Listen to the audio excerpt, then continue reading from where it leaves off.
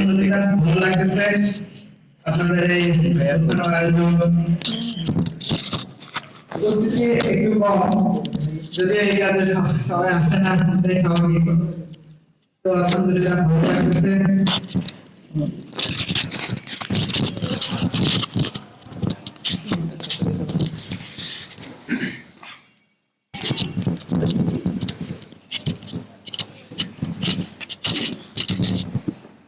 এটা এই করে নিব, ঠিক আছে।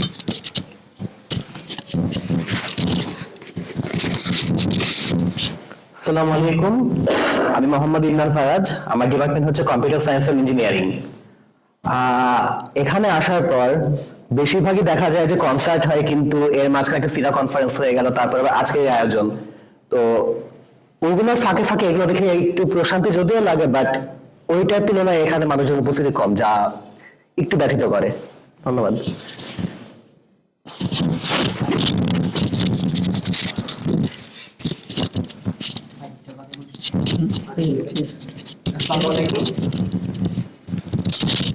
আসসালামু আলাইকুম, আমি মোহাম্মদ আলামিন sweet, department of leather engineering, batch 2K23। আমি কুষ্টিয়া থেকে আসছি। আমার কলেজ কুষ্টিয়া সরকারি কলেজ। এবং হলে আসার পরে সব থেকে যেটা ভালো লাগতেছে যে বড় ভাইদের সাথে আমাদের যে ব্যবহারটা, বড় ভাইরা আমাদেরকে উপহার দিচ্ছে স্নেহ, এবং আমরা চেষ্টা করছি বড় ভাইদের সম্মান করার, এবং তাদের সাথে আমাদের যে বন্ডিংটা ক্রিয়েট হচ্ছে সেটা সত্যি অসাধারণ। যেটা হয়তো আগের যে অবস্থা ছিল সেটা হয়তো না, সম্ভব হইতো না, কারণ অনেক নিয়ম শৃঙ্খলা ছিল শুনছি বড় ভাইদের কাছ থেকেই। সত্যি আসলে খুব ভালো লাগছে যে আমাদের জন্য বড় ভাইয়ের একটা সুন্দর ক্যাম্পাস আমাদের উপহার দিচ্ছে, এবং হলে কোনো র্যাগ নাই, যেটা আরো বেশি খুশি করতেছে আমাদের। এবং আমি প্রথম মাসে হলে খাইছিলাম না, একটা ভয় ছিল মনে যে ভাইরা কি ব্যবহার করবে, কি র্যাগ চলবে কিনা ক্যাম্পাসে, এরকম। তো যাই হোক, আলহামদুলিল্লাহ অনেক ভালো লাগতেছে। এবং আমি ধন্যবাদ জানাবো আমাদের বড় ভাইদের এই ধরনের আমাদের সবার অনুষ্ঠানের একটা আয়োজন করার জন্য, যেটা খুবই ভালো লাগতেছে। যে তবে উপস্থিতি কম, আমার বন্ধু অলরেডি বলছে, উপস্থিতি বেশি হলে হয়তো আরো অনেক ভালো লাগতো। ধন্যবাদ ভাইদের। আসসালামু আলাইকুম।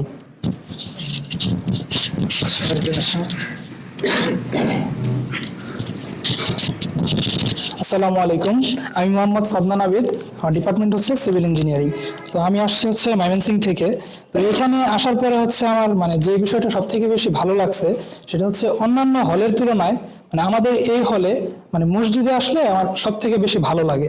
তো অন্যান্য মানে হলে দেখা যায় যে মসজিদের অবস্থা বা নামাজের জায়গা খুব একটা নাই, অথবা মানে যেগুলো আছে ওগুলা মানে এরকম উন্নত বা এরকম ভালো না। তো এই জায়গায় যেদিন আমি ফার্স্ট আসলাম, তো ওই দিন বা মানে দু একদিন পরে হয়তো বা আমি হলের মসজিদে আসছিলাম। তো ওই সময় থেকে আমার হচ্ছে মানে হয় সেন্ট্রাল মসজিদ অথবা হলের মসজিদ, এই দুটাকে আমার হচ্ছে মানে সব থেকে প্রেফারেবল মনে হয়েছে নামাজের জন্য। তো এই বিষয়টা হচ্ছে আমার সব থেকে বেশি ভালো লাগছে। এবং বড় ভাইদের কথা তো মানে বলার কিছু নাই, ভাইরা হচ্ছে মানে একদম অসাধারণ বলা যায় আর কি। আর আজকের যে মানে এখানে উপস্থিতি, এটা আসলে সবার জন্য একটু দুঃখজনক। যে মানে আমি আমার ফ্রেন্ডদেরকেও বলছিলাম, ওরা অনেকে আর কি বিভিন্ন কাজে ব্যস্ত, এই জন্য আসে নাই। তো তারপরেও আসা মানে এখানে আসার পরে খুবই ভালো লাগতেছে। আসসালামু আলাইকুম।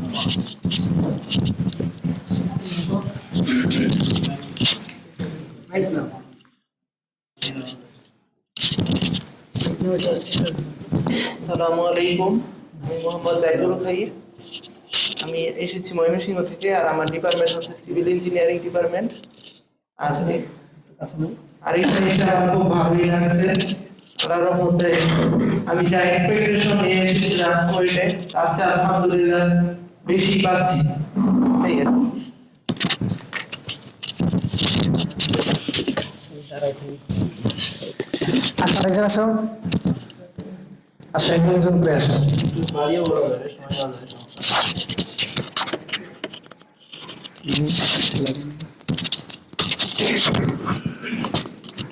আসসালামু আলাইকুম, আমি হাসিন ইর্তিজা প্রাপন। আমি মানিকগঞ্জ থেকে এসেছি, আর আমার বাসা আমি মানিকগঞ্জ থেকে এসেছি, আর আমার ডিপার্টমেন্ট হলো সিভিল ইঞ্জিনিয়ারিং ডিপার্টমেন্ট। তো কুয়েটে আসার পর থেকেই কুয়েটের পরিবেশ, কুয়েটের বড় ভাইয়া সব মিলে আলহামদুলিল্লাহ। আর বিশেষ করে 21শে হল, 21শে হলের ভাইয়ারা, 21শে হলের ডায়েরি, তারপর সব মিলে আর কি আলহামদুলিল্লাহ অনেক ভালো সময় কাটছে।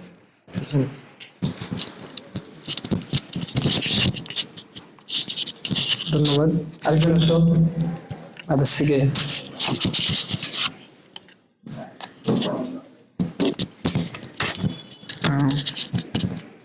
আসসালামু আসসালামু আলাইকুম রহমতুল্লাহ।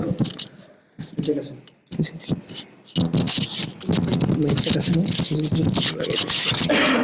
একটু বেশি সময়ের কথা বলো তাহলে ভয় পাওয়ার কিছু নেই। না, আসসালামু আলাইকুম রহমতুল্লাহ। আমি আমি হচ্ছে Rakibuzzaman Rajin, textile 2K23 batch, freshman আপনাদের। আর আলহামদুলিল্লাহ এই দিনই পরিবেশটা পেয়ে আসলে আমি অনেক আনন্দিত। যে হচ্ছে ইউনিভার্সিটিতে আসলে প্রথমত আমাদের যারা দিনের উপরে আছে তারা একটু চিন্তিত হয় যে হচ্ছে ইউনিভার্সিটিতে আমরা দিনের পরিবেশটা পাবো কিনা, কিন্তু কুয়েটে আসে আলহামদুলিল্লাহ দিনের পরিবেশটা দেখছি যে আমি যে অ্যাক্টিভ।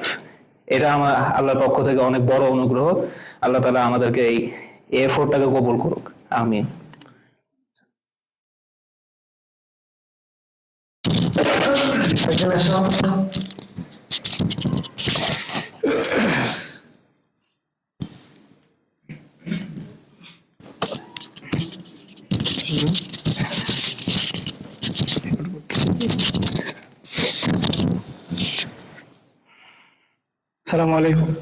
আসসালামু আলাইকুম, আমি সাকিব। আমার বাড়ি হচ্ছে Brahmanbaria, department of mechanical engineering. তো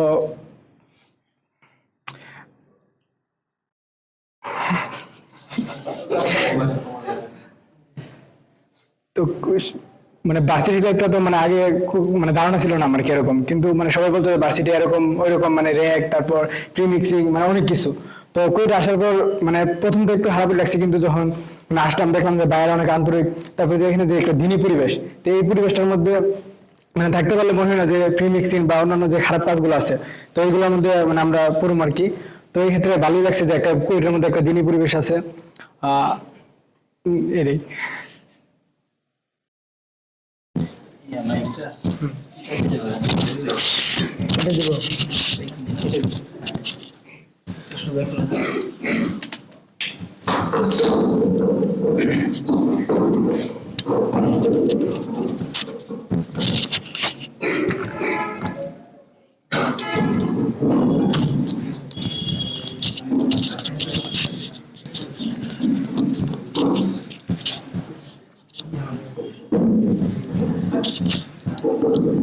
দেখো, সংখ্যা দেখে আমি আগে শুরুতেই বলছি, সংখ্যা দেখে কেউ কোনো কিছু বিচার আমরা করব না।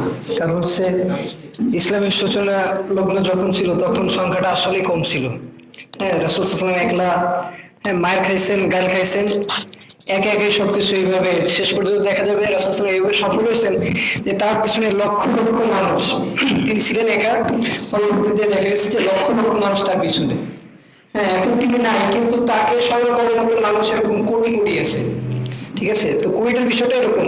অনেকে বলছে যে মানে অন্যান্য যে কনসার্ট বা হাবিজাবি এগুলোতে মানুষ বেশি আসে, এটা স্বাভাবিক। ঠিক আছে, হাদিস তো এরকম আসে যে জান্নাত আর জাহান্নাম সৃষ্টি করার পরে জিবরাইল আলাইহিস সালামকে দেখতে পাঠানোর জন্য আল্লাহ তাআলা এরকম হুকুম দিয়েছিলেন যে দেখে আসতে। জান্নাত দেখে মনে হচ্ছে যে জান্নাতে তো সবাই চলে যাবে, ঠিক আছে, আর জাহান্নাম দেখে মনে হচ্ছে কি যে এত কষ্টের জাহান্নাম, এখানে তো আসলে কেউ যাবে না। আমি হাদিসটা পুরোপুরি নেট করছি না। তো পরবর্তীতে আল্লাহ তাআলা জান্নাতকে এরকম কষ্ট, ঠিক আছে, এরকম যে শীতের সকালে উঠে করে লাগবে এরকম কষ্ট দেওয়া মরে দিলেন। হ্যাঁ, নামাজ দ্বারা, আহকাম দ্বারা, হুকুম দ্বারা, হালাল হারাম দ্বারা জান্নাতকে মরে দিলেন, কষ্ট সাধ্য করে দিলেন। আর জান্নাতকে কি করে দিলেন? একদম আমোদ প্রমোদ ফুর্তি দ্বারা, এরকম কনসার্ট দ্বারা পুরো জান্নাতকে এরকম আকৃষ্ট করে দিলেন। এরপরে জিবরাইল আলাইহিস সালাম দেখলেন, তো তখন তার কাছে মনে হচ্ছে যে জান্নাতে যাওয়া এখন অনেক কঠিন হয়ে যাবে, আর জান্নাতটা এখানে এরকম দলে দলে যাবে। হ্যাঁ, তো বিষয়টা এরকম, আমাদের ক্যাম্পাসটা এরকমই ছিল।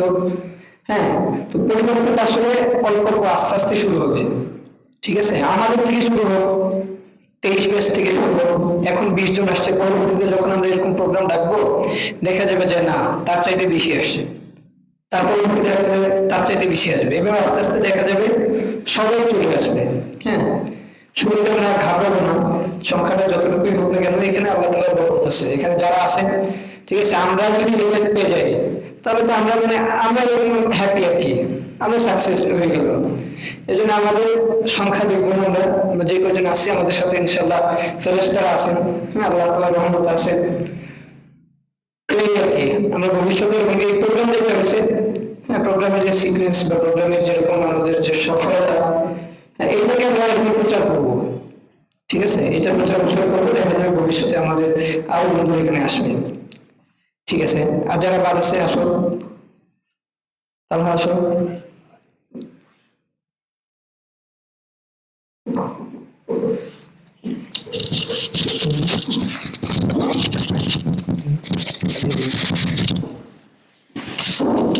আসসালামু আলাইকুম, আমার নাম Mohammad Abul Haque, department of electrical and electronics engineering. আমার বাসা বগুড়া। আলহামদুলিল্লাহ, এরকম একটা দিনী পরিবেশে যোগ দিতে পেরে ভালো লাগতেছে। সংখ্যা কম এটা মানে শেষ জামানায় সংখ্যা কম হবে। অন্যান্য জায়গায় সংখ্যা মানে গান বাজনা ওগুলোর সংখ্যা বেশি দেখা যায়, আমাদের ডিপার্টমেন্ট থেকে দেখছি। মানে আমাদের হলে যারা অ্যালোকেটেড তারা যে জানে না বিষয়টা এমন না, সবাই জানে। তো আসে নাই বলতে গেলে কেউ, দুঃখজনক বিষয়। তো এই আর কি, আল্লাহ তাআলা আমাদের এখানে যাদেরকে যোগদানের তৌফিক দান করছে তাদের শুকরিয়া জ্ঞাপন করা উচিত, এই আর কি। আসসালামু আলাইকুম।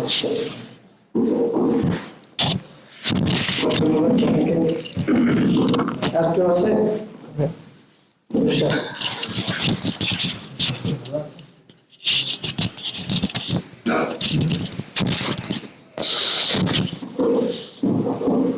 আসসালামু আলাইকুম, আমি Mohammad Mahibur Rahman Yusa, department of civil engineering এর।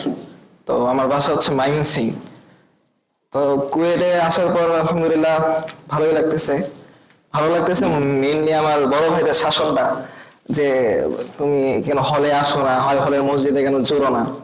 কারণ আমি ময়মনসিং এ ছিলাম, মেহনতের সাথে ছিলাম, অনেকটা ভালোভাবে ছিলাম, কিন্তু এখানে আসার পরে আসলে একাডেমিক প্রেশার বা অন্যান্য সবকিছু মিলায় আর কি আমি একটু ছন্ন ছাড়া বা মানে জামাতের প্রতি অত বেশি জ্ঞান নাই, মানে তো আকর্ষণ যাই ছিল ওইটা নাই। তো এইগুলা নিয়ে আমার সিনিয়র ভাইরা, বিশেষ করে আমার সিভিলের 22 এর ভাই যারা আমার সাথে পরিচয় আছে বা এরও সিনিয়র যারা আছে, অনেক ভালো করে আমাকে আর কি বোঝানোর চেষ্টা করে যে তুমি আগে কি ছিল এখন কি হইতেছো, একটু চিন্তা করে দেখো। তো এই ধরনের ছোট ছোট শাসন আমি জীবনে কল্পনাও করি নাই যে আমি এখানে আসলে পাবো, যেটা আমি ময়মনসিং এ পাইতাম। বড় ভাইয়া ছিল, আলেম ওলামা ছিল। তো আমি এটা যখন 5 আগস্ট আগে তো আমি ভাবছিলাম আমাকে হয়তো কুয়েটে জঙ্গি বা এই টাইপ ট্যাগ দিয়ে আমাকে হয়তো মারাত্মক র্যাগিং দেওয়া হইতে পারে, এটা আমি আসলে ধরে নিয়েছিলাম, যেহেতু আমার ফেসবুক ওয়ালে মারাত্মক লেভেলের পোস্ট ছিল। তো এইগুলো আর কি চিন্তা করতাম। তো তাও আর কি অত বেশি ভয় ছিল না, ভাবতাম যা হবে তা হওয়া দেখা যাবে না, তাও দিতে থাকি। তো এখন এইসব দেখে পরিবেশ পুরা চেঞ্জ। তা এখন হচ্ছে আরো না বললে মনে হইতেছে আমার আরো নিজে আমি সবার থেকে আরো কমে যাইতেছি।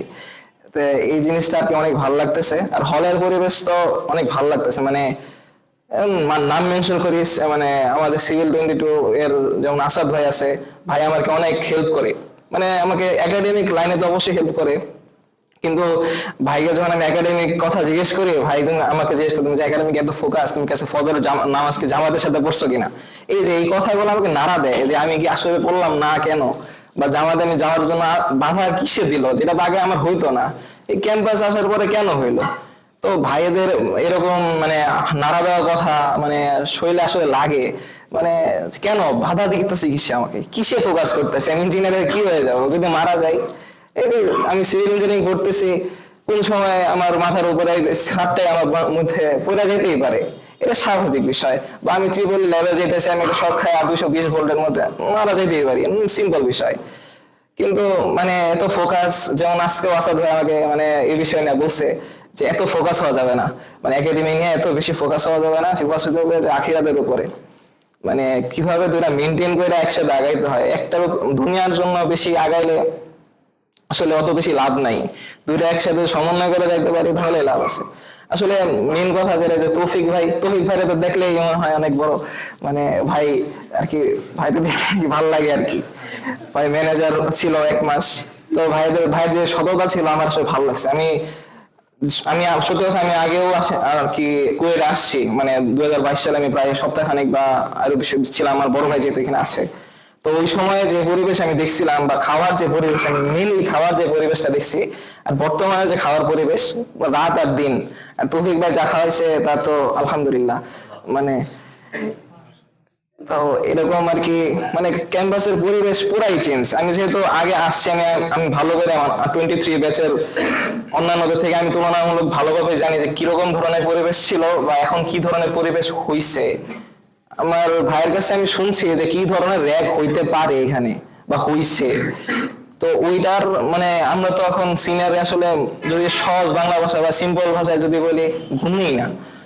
তো আগে যেমন আমাদের তাবলিগের ভাইরা যেমন নিজের থেকে আইসা আমাদের সাথে কথা বলে, তো ও বোন তো আগেও বলতো, কিন্তু আগে কিন্তু সবাই ভয়ে যেত যে আমরা র্যাক খাবো, কিন্তু এখন ভাইদের কাছে জায়গা, তারপর 6 মাস পরে বের হয়ে যাব। কিন্তু এখন যারা আসে তারা জিস্ট হিসেবে আসে, মানে একদম মূল যারা একদম মন থেকে আসে। তো এখন কাউরে জোর করে আসে না বা ওই র্যাগের ভয়ে আসে না যে ভাইদের সাথে না গেলে আমারে ওই একটা দল আমারে ধইরা নিয়ে যাবে গা, র্যাগ কল দিবে। এখন যারা আসে জিস্ট আসে, মানে একদম মূল যারা তারা আসে। তো এখন মূলরা আসে, তার মানে এখন সংখ্যা অবশ্যই কম হবে, কারণ এখন হচ্ছে দ্বিমুখী মানুষটা নাই। তো সংখ্যা নিয়ে আমরা যে চিন্তাটা করতেছিলাম, আসলে সংখ্যা কোনো বিষয় না। কারণ হচ্ছে রাসূল সাল্লাল্লাহু আলাইহি ওয়াসাল্লামের সর্বপ্রথম যে ইসলাম গ্রহণ করে সে হচ্ছে খাদিজা রাদিয়াল্লাহু আনহা। তারপরে যদি আরো বলি যে আবু বকর রাদিয়াল্লাহু আনহু, তো তারা কি কোন লেভেলের সাহাবী ছিল, মানে আমরা যদি এটা চিন্তা করি তাহলে সংখ্যা যারা শুরুতে থাকে তারা কিরকম ধরনের মানুষ হইতে পারে। তো সংখ্যা আসলে এত বড় ফ্যাক্ট না, মানে আসাটাই ফ্যাক্ট, বা ইসলাম যদি ওইটার সাথে তুলনা করি যে ইসলাম গ্রহণ করাটাই ফ্যাক্ট। কতজন গ্রহণ করলো ওইটা আমার দেখার বিষয় আছে, কিন্তু আমি ওইটা নিয়ে বেশি চিন্তিত থাকবো না। আমি দাওয়াতের কাজ, আমি দাওয়াত করে যাবো, কিন্তু কতজন আসলো বা গেল ওইটা তো আমার বিষয় দেখা না। কিন্তু আমার যে আমার যেটা আর কি চিন্তা ভাবনা, যে আমি স্বার্থপর মানুষ, আমি আমার সওয়াবের কথা দেখবো, কে সওয়াব কামালো না কামালো এটা আমার দেখার বিষয় না। জাস্ট আমি দাওয়াত দিব, সে যদি আমার দাওয়াত দেওয়ার কাজ আমি করবো। আমি এখানে তাবলীগের কথা বলতেছি এরকমও না, আমি মানে ইসলামের কথা বলতেছি আর কি, নর্মাল যে কথাটা, যে দাওয়াতের কাজ আমি দিলাম, সে যদি আমল করে করলো, না করলে নাই, আমার তো সওয়াব হইলো। যদি কইরা ফেলে তো বাই চান্স তাই তো সময় সোহাগা, আচ্ছা সমস্যা নাই। তো এখন এইটাই আর কি, মানে ভাইদের যে কথাবার্তা অন্যরকম আর কি। আলহামদুলিল্লাহ, থ্যাংক ইউ ভাই, আপনি অনেক ধৈর্য সহকারে আমার কথা শুনলেন। আসসালামু আলাইকুম। জাযাকাল্লাহ খাইর। ব্যবসা কেমন কথা বলছেন? আর কেউ আছে? আছে? আসো আব্দুল্লাহ, আচ্ছা সবাই নাম পরিচয় বলছে আর কি, বেশি কিছু না, শুধু নাম পরিচয় বললেই হবে। আচ্ছা আব্দুল্লাহ আসো।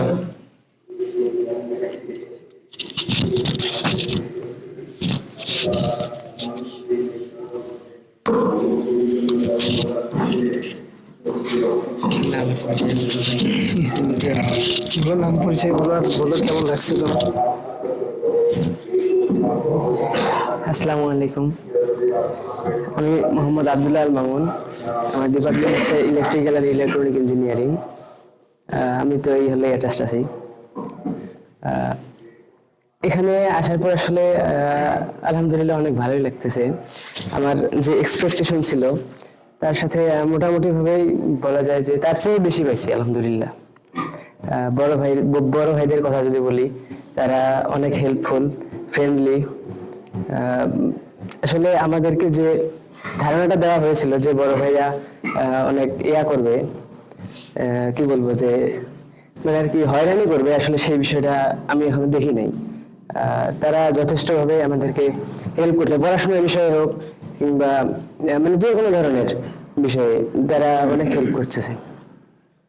আর কি বলবো, আসলে প্রিপারেশনও নাই তেমন একটা, এটুকু। আসলে সবাই দোয়া করবেন।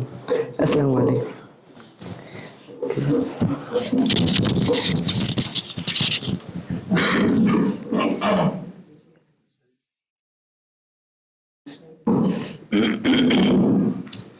স্যার কেউ কথা বলবে? ধন্যবাদ সবাইকে তোমাদের মূল্যবান অভিজ্ঞতা অনুভূতি জানানোর জন্য। আসলে তোমরা যে এই সময় এসে এভাবে কথা বলতে পারছো, এটা আসলে অনেক কিছু। আমরা তোমাদের কাছে যেটা আশা রাখি যে তোমরা ভবিষ্যতে, ঠিক আছে, আমাদেরকে ছাড়াই যাও, তোমাদের জুনিয়রদের সাথে আরো বেশি ভালো সম্পর্ক করো, আরো বেশি তাদেরকে সাপোর্ট দাও, সুযোগ সুবিধা যা কিছু হলের বলো হলের বাইরে সমস্ত কিছুতে আমাদেরকে ছাড়াই যাও। তোমাদের ভিতরে সামনে তোমরা যখন ফুটে হবা, তোমরাই হয়তো ম্যানেজার হবা, তখন চেষ্টা করবো যে আরো বেশি এরকম আমাদের যে রেকর্ড এটাকে ব্রেক করে দেওয়ার জন্য, ঠিক আছে।